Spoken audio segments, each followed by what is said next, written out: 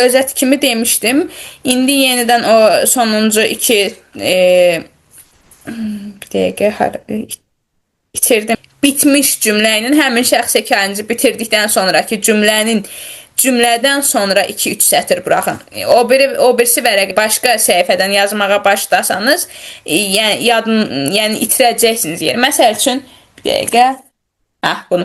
Məsələn, yəqin ki, qara kağız görünür də burada. Buradan başladınız yazmağa, buradan bura qədər yazdınız. Bitdisə artıq kamera güzgü əksi göstərir deyə mən sola göstərirəm, sağı göstərir. Ona görə tam dəqiq göstərə bilməm. Bu səhifəyə keçib yazsanız, siz yeri itirəcəksiniz. Yəni, mövzunu bilməyəcəksiniz ki, hardan başlayır.